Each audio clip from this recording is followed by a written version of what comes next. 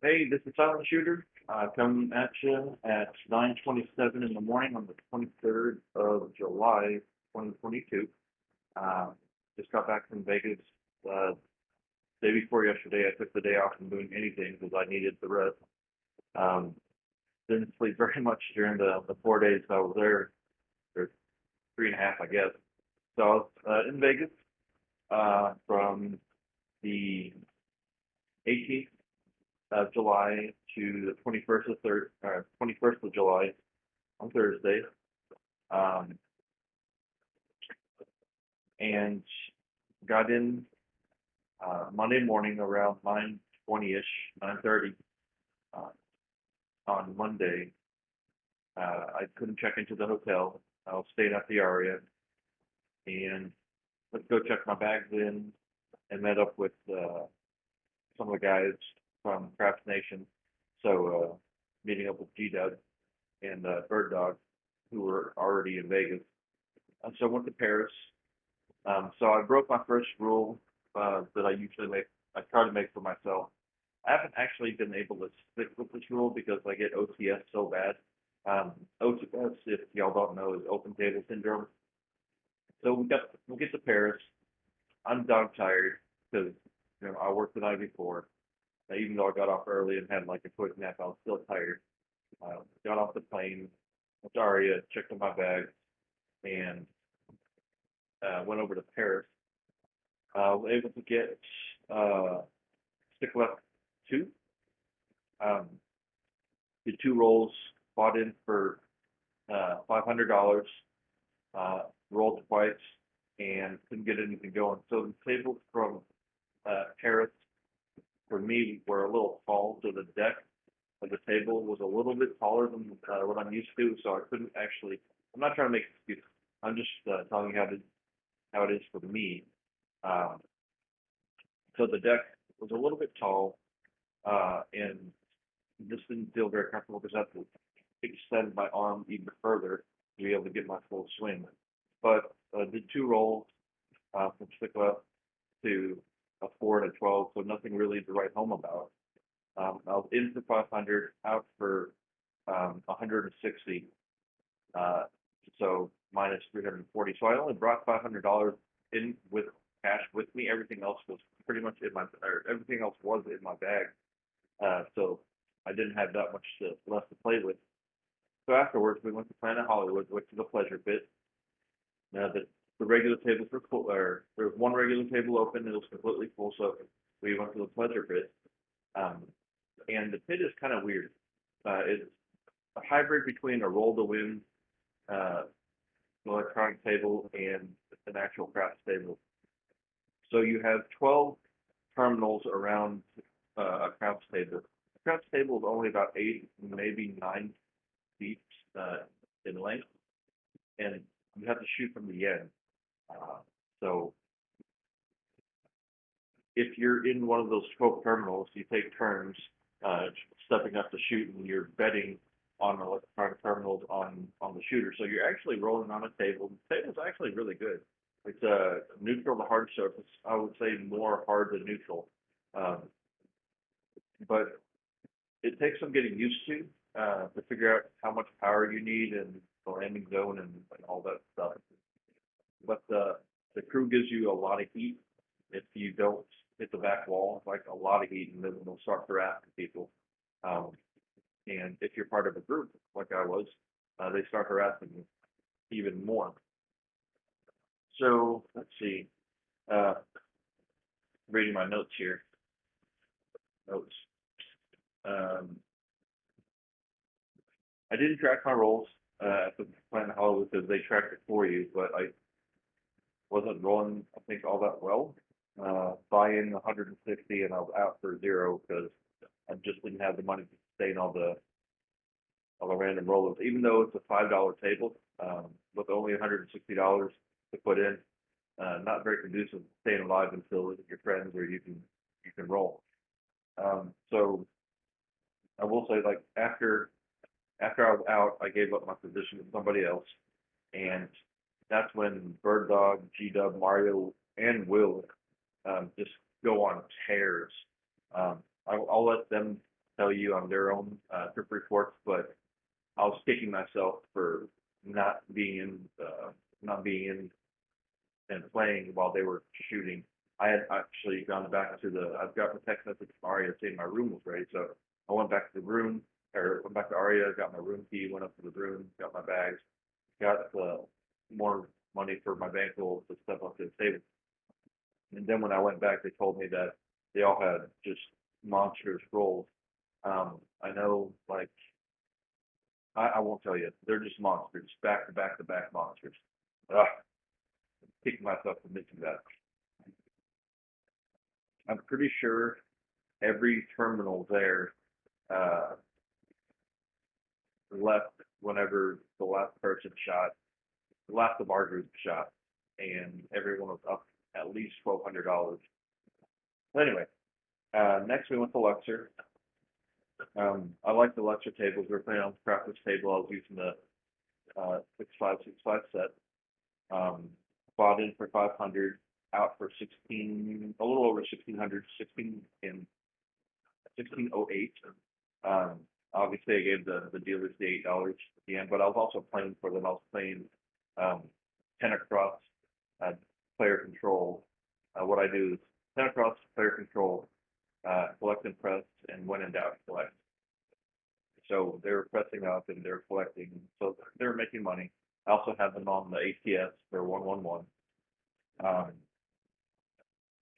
my rolls, I'll stick left three because it's along the table. It's a 14-foot table. I did a 29 roller, hit 4 points. I hit the tall twice, and I needed the shocker and the chicken nipples, 3 in the tube for the all. Um, so made a decent profit. Made back my money that I'd lost, and I think up about $100 at that point. The Tuesday morning comes up. Oh, by the way, we stopped playing Luxor and got back to our hotel. G-Dub was at the Aria with me. We got back at the hotel around 1:30 in the morning.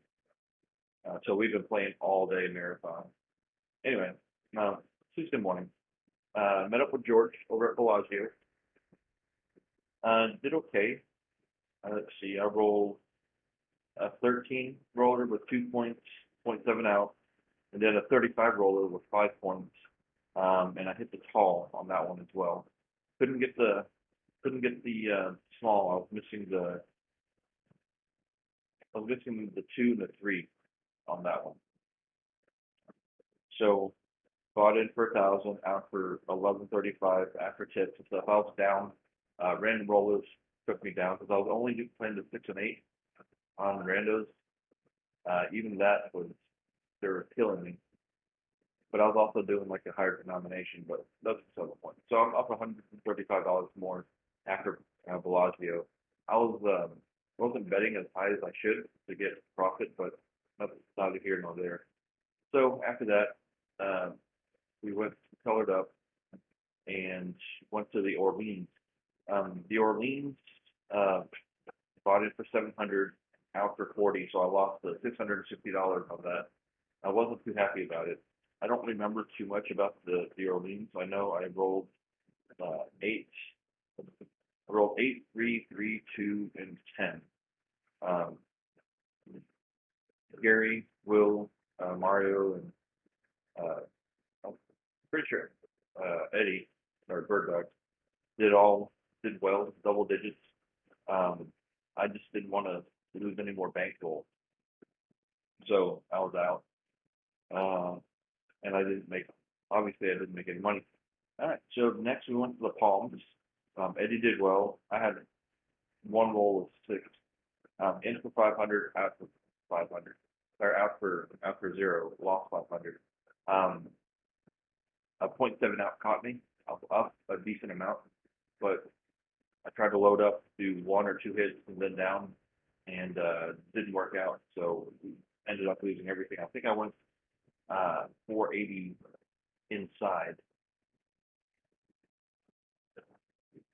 or something like that. 440 inside, and $20 on the 4 and the 10, and 0.7 out. Just took my whole entire bankroll. So that was it on that one. Um, went to the Aria the next morning. So now Wednesday morning, my last full day there. And 6+3, brought in for 300, out for 535. Um, so that was pretty cool. I had a 14 roller with 2 points hit and a 4 roller, which I didn't really make any money on that. So afterwards, George and I and G-Dub went over to the Bellagio, and we had a freaking killer morning at Bellagio. We met up with Super Mario, with Will, with Bird Dog. Bird Dog was staying there, so it was easy for him, but Bird Dog came in later. We also met Chef Dice, uh, at least for the first time for me, Chef Dice. I actually officially met. So he was pretty cool. He was playing at Bellagio when we got there. We told him the day before that we'd probably be there because we saw him actually at the Pleasure Pit over at Planet Hollywood. We told him about how we were going to go to Bellagio the next morning. So he met us there. We had pretty decent rolls. All of us did. So Bellagio, I rolled an 11 and an 8. I think, yeah, 11 and 8. Nothing too much to write home about, but I was in for 800 and out for 1485. So George had a monster day, Mario had a monster day, or monster rolls, and Eddie or Bird Dog had monster, like just back to back to back. So total, because I won't tell you all the totals of what they rolled, it was 75 total combined George, Mario, and Eddie. Uh, 75 rolls and 8 points hit. I don't remember if there was an ATS or not. No, I do remember. Bird Dog hit the ATS on that one, and it was freaking phenomenal. Uh, so yeah, that was pretty cool. So the Crap Station crew that was there, so Gary, Bird Dog, myself, Will, Eddie, George. Um, I think Will was there. No, Will wasn't there yet. But anyway, there's 5 of us at the table, and we took off. Um, this took off $13,100 from in profit from the table. If you add Chef Dice and stuff, Chef Dice's winnings in there, we evened out to 15,000 off the table that morning. So we were in high spirits. We had to peel off from there. Everyone went, not everyone, but some of us went our separate ways, and we went to the Strat. The Craft table was open 24 hours. It's a 14-foot table, pretty decent table. Um, but you can do lay beds on their Craft table, which was kind of cool. I've never seen that before. But I rolled a 7 and a 2, made 1 point, in for 300, out for 0, or out for 0, so minus 300. Didn't do very well, but at that point I was not very happy with myself anyway. Uh, not happy. That was the next casino. Sorry, so Strat, I didn't mind throwing from there. It's just I wasn't feeling it. I was tired by that time, and it was really far away from everything else. So it was like a 20-minute drive.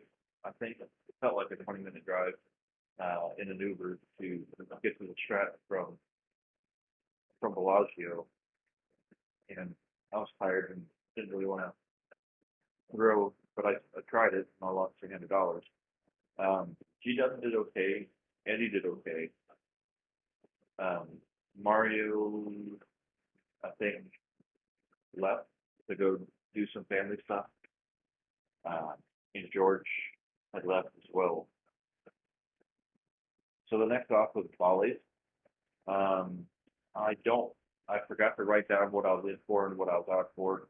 Um, but from calculating what I did from all the days, buy-in was 600 out for 1,700, so 1,100 in total.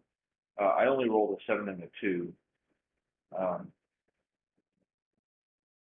but uh, I got help from Eddie and Gita. And if I missed anyone that was at Valdez with us, I apologize. I think it was just Eddie and Gita. Yeah, because yeah, that's right. Because George and no, Eddie wasn't with us. It was me, Gita, and someone else. I don't remember. I'm sorry. Um, but after $1,100, not too bad. At this point, I think I'm up about $800. By the end of the day, on Wednesday, I'm up $800. I'm pretty sure we went to another casino, but I didn't write it down. I have tracking books that I've been developing, and I track rolls, left, right, and all that stuff. But I just forgot to write it down, or I was just too tired and just didn't care. I don't know. Um, but we did get to meet the Chris, Double D, as I could call him, and he was really cool, really nice dude. We went out to go eat over at South Point. Um, yeah, we went to go eat at South Point. Had great dinner. Um, we met up with the VDC and CDC out there. Ate, had a grand old time. Delicious food. Um, if I have time, I guess I'll try to put pictures up somewhere. I don't know where, but I'm not very good at editing videos. That's why I usually do everything live. Um, so met Double D over there, Demon Dog, and um, yeah, we were planning on going to Luxor right afterwards, but the Luxor table, the crafters table that we wanted wasn't open. They usually open at 9. They just didn't have the dealers, so we decided to go over to walk over to Excalibur, which was next door. Walked over there, and their crafters table was completely full, and so were there 2 other tables that were open. There, 1 other table that was open. So there's no way that we were going to be able to get on. So we called it a night. It was about 11, and yeah, it was about 10 or 11 o'clock, and called it a night. So didn't get to play with Chris at all, or Double D. But it was really nice to get to know him, find a little bit about craps, you know, and vice versa. But he went back to his hotel. UW and I went back to Aria, and I decided I wanted to go hit Aria one more time. So I got in for 300 and out for 500, or something like that. I didn't write it down. I apologize. I was just tired. Didn't want to write anything down. So now at this point, I'm up $800. Okay, somewhere in there, I made $800 in profit for the whole entire trip. I wake up the next morning, go over to the Bellagio. It's just myself. Supposed to meet up with Tito um, later on, and Double D were going to show up. I get there early, and I proceed to um, screw the hooch. I just couldn't throw to save my life. I was the only person at the table, or well, I wasn't the. I ended up being the only person at the table. I walked up. There's a guy throwing, and he only needed the 12 and aces. So I was watching his throw. I was watching how the dice flew, how his dice were shifting left and right, or rotating left and right as he was throwing. So I watched him throw a couple of times, and I'm like, I throw in $5 Fahrenheit midnight, and he hits it. So I get a little bit of a payday out of that. And so everyone's hooting and hollering and whatnot. He had quarters on it, so he made a lot of money. And then um, he's throwing again, and now I see the dice start randomly rotating to the other direction. I don't know what set he was using, but I kept seeing like the dice rotate one aces and aces, aces and aces. So I'm like, what's the next throw? So corn high ace, and he hits it. I'm like, ah, well that's pretty cool. I should have bet more, but should have, would have, could have. I don't know, that was like the best I did on the Bellagio table that morning. I dropped $1,500. Put in because I kept on .7 out, .7 out, .7 out. I think I didn't write it down. I stopped writing it down after the third .7 out because I was just pissed. I was on tilt at that point in time. So the first thing I loaded up on myself. I didn't load up. I did a 220 inside, loaded up .7 out. Okay, so I read the .7 out. So it was like I was using a 3-2-3-3-6 to come out, and I hit a 1-6-7. So I'm like, okay, I'll go hardware set. 4-5-4-5. I load up on myself again. 3-4 double pitch. I'm like, okay, so I double pitch that. Fine, I'll switch sets again. But by now I'm the only person at the table, so I'm getting dice back immediately. So I'm doing my corrections as much as I can. So in my head, I'm like, okay, cool. I'll go back to a kissing set. So this way, if I implode, I'm fine. If I double pitch, I'm fine. So I go with a 1-4-6-4 like I usually do, and I throw and get a single pitch 7, 3-4-7 again. I'm like, what in the world is going on? So I'm like, okay, fine. I go back and do a modified V set, so a 1-3 or a 2-3 1-3 or 3-2-1-3. I throw a single pitch 7. I'm livid. I'm steaming at this point in time. I'm like, I can't be doing this badly. It's like, okay, get the dice again. Set for the hard way. Throw 1-6. Pissed off, so now pushing the dice. Dice are imploding. I'm about ready to punch a hole into anything that comes up to me. And I'm like, you know what? Calm down. I breathe. Take the dice. Now I'm like, you know what? I'm gonna go since it's imploding and exploding, or imploding both sides. I'm gonna go kissing set again.